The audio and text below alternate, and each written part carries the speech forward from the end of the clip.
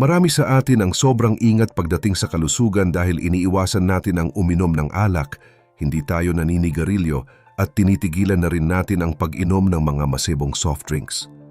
Kampante tayo na dahil wala tayong bisyo, ay ligtas na ang ating katawan, lalo na ang ating mga bato o kidneys. Pero alam nyo ba na kahit gaano kapakalinis mabuhay, ay may mga traidor na sangkap na nagtatago mismo sa loob ng inyong kusina na hindi nyo napapansin? Itong mga pampalasang ginagamit natin araw-araw para sumarap ang ating niluluto, ang siya palang dahan-dahang sumisira sa ating mga bato nang hindi natin namamalayan. Nakakatakot isipin na ang mga paborito nating sausawan na nagbibigay ng linamnam sa ating pagkain ay may dalang panganib na pwedeng mauwi sa seryosong sakit. Ang tanong ngayon, sigurado ka ba na ang ulam na kinakain mo ngayon ay nagpapalakas sa iyo? O baka naman ito na pala ang unti-unting pumapatay sa iyong mga kidneys? Pero bago po ang lahat, baka pwedeng palike ang video na ito. Dahil napakalaking bagay na ito sa aming content creators, maraming salamat po.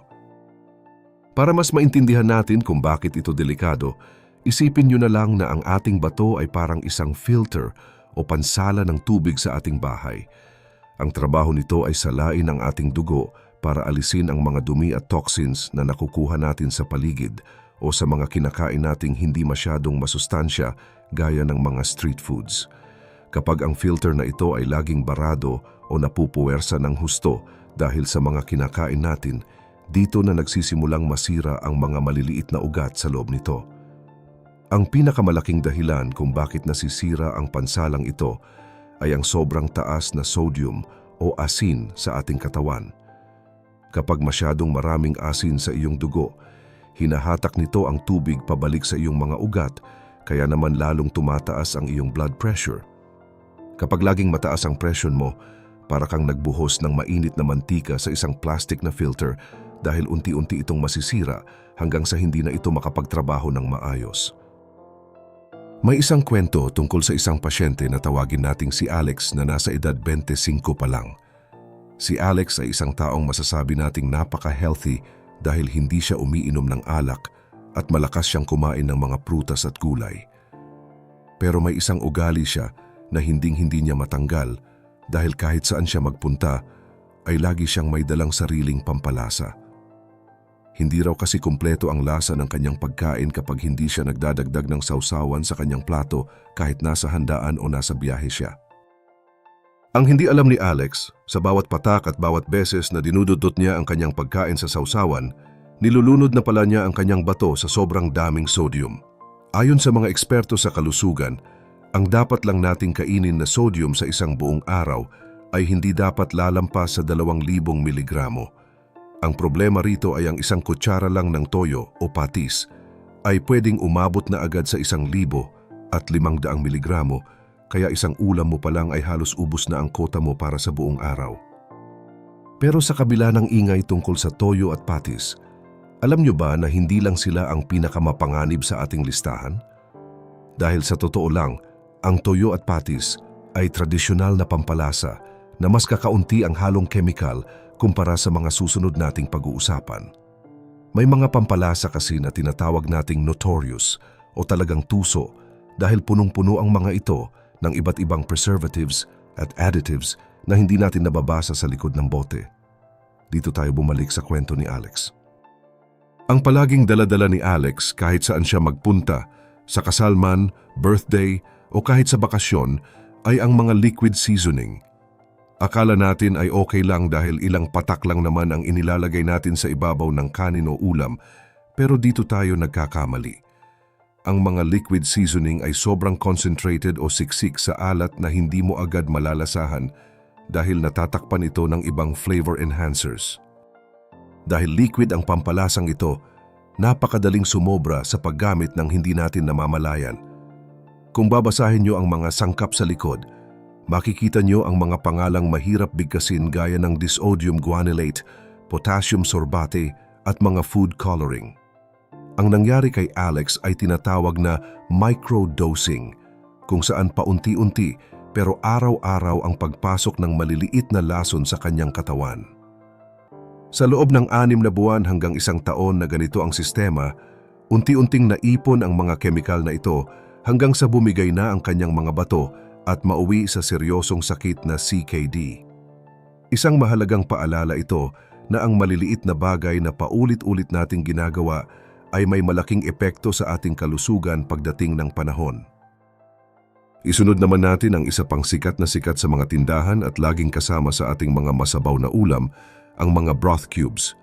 Aminin natin, masarap talaga ang tinola o nilaga kapag may broth cubes dahil lalong lumalabas ang linamnam ng karne. Pero ang problema rito ay ang tinatawag nating invisible effect ng alat. Dahil nasa mainit na sabaw ang pampalasang ito, hindi natin agad mararamdaman na sobrang alat na pala ng ating kinakain. Kapag tinitikman mo ang sabaw, akala mo ay sakto lang. Pero isipin mo kung gaano karaming sabaw ang nauubos mo sa isang upuan. Ang masaklap pa rito, kapag nagluluto tayo, madalas na may broth cubes na, may asin pa, at may dagdag pang patis. Nagpapatong-patong ang lahat ng sodium na ito sa loob ng iyong katawan na umaabot ng hanggang 1,500 miligramo bawat gamit. Huwag din nating kalimutan ang mga seasoning mix na naging paborito na sa mga pritong pagkain o kahit sa mga gulay.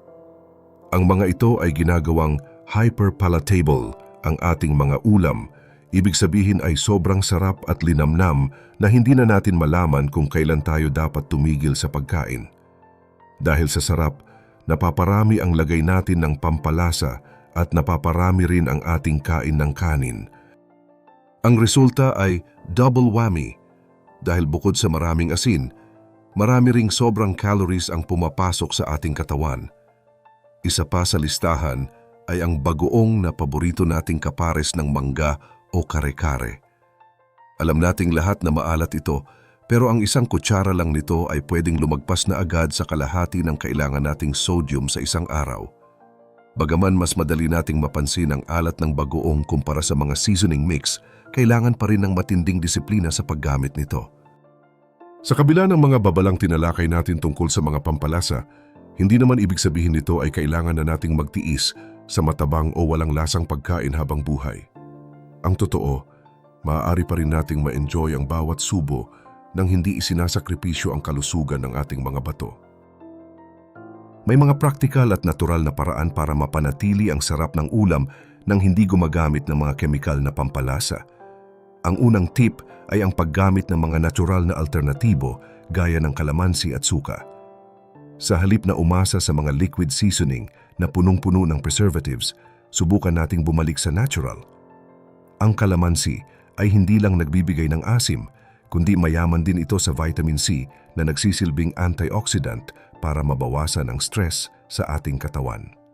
Ang suka naman, ayon sa ilang pag-aaral, ay nakakatulong sa pag-regulate ng ating blood pressure. Siguraduhin lang na balanse ang gamit dahil baka naman mangasim ang inyong sikmura kapag nasobrahan. Isa pang mabisang paraan ay ang paggamit ng sariwang sibuyas at bawang. Kapag dinikdik nyo itong mabuti at hihiwain ng pino, lalabas ang natural na aroma at flavor nito na sapat na para sumarap ang anumang sausawan. Maaari rin kayong gumamit ng turmeric o luyang dilaw dahil mayroon itong curcumin na isa ring malakas na antioxidant. Ang pinaka-importante sa lahat ay ang pagiging intentional o ang pagkakaroon ng malay sa dami ng inilalagay nating pampalasa. Huwag basta-basta patak ng patak. Kung gagamit ka ng toyo o patis, gawin itong kontrolado. Isang magandang habit din ang portion control o ang dahan-dahang pagbabawas sa dami ng sausawan. Kung dati ay isang platito ang nauubos mo, gawin mo itong kalahati hanggang sa masanay ang iyong dila, nakakaunti na lang ang kailangan mong alat para masiyahan sa pagkain. Dapat din nating iwasan ang tinatawag na layering sa pagluluto. Ito ang karaniwang pagkakamali nating mga Pinoy, kung saan naglalagay na tayo ng patis o asin habang nagluluto ng tinola. Tapos pagdating sa hapagkainan, ay gagawa pa tayo ng sausawang patis. Isipin nyo na lang, 2 beses mong nilalagyan ng alat ang iisang pagkain. Kung desidido ka nang magsawsaw habang kumakain, huwag mo na itong lagyan ng alat habang niluluto. Sa ganitong paraan, Nababawasan mo ang kabuuang sodium na pumapasok sa iyong katawan. Maging maingat din sa mga masabaw na ulam gaya ng nilaga o ramen. Dahil diluted o halo na sa tubig ang alat, hindi natin agad nararamdaman ang tindi nito, pero sa huli ay nakakain pa rin natin ang lahat ng asin na inihalo sa sabaw. Balikan natin si Alex. Noong nalaman niya ang problema sa kanyang kidneys, agad siyang tumigil sa paggamit ng mga siksik sa kemikal na pampalasa at lumipat sa mga natural na paraan. Ngayon, unti-unti na siyang nakaka-recover dahil naging balanse na ang kanyang pagkain. Hindi mo kailangang maging sobrang higpit sa sarili dahil ang sobrang pagbabawal ay nakakadagdag lang ng stress at anxiety na hindi rin maganda sa katawan. Ang kailangan lang ay disiplina at tamang kaalaman. Tandaan, hindi lang alak, yosi o soft drinks ang dapat nating katakutan. Ang mga silent killers gaya ng maling paggamit ng pampalasa ay dapat din nating bantayan. Kung mababago mo ang iyong mga habits pagkatapos mapanood ang video na ito, malaki ang tsansa na makaiwas ka sa sakit sa bato sa hinaharap. Ngayon tatanungin ko kayo, sa inyong pang-araw-araw na pagluluto, alin sa mga nabanggit na pampalasa ang pinakamahirap ninyong bibitawan? Mayroon ba kayong sariling natural na recipe ng sausawan na masarap pero healthy para sa bato? I-share nyo naman sa comments para makatulong din tayo sa ibang mga manonood na gustong maging healthy. Huwag nyo rin kalimutang mag-subscribe para sa mas marami pang tips tungkol sa pag-aalaga sa ating katawan. Maraming salamat sa inyong pakikinig at panonood.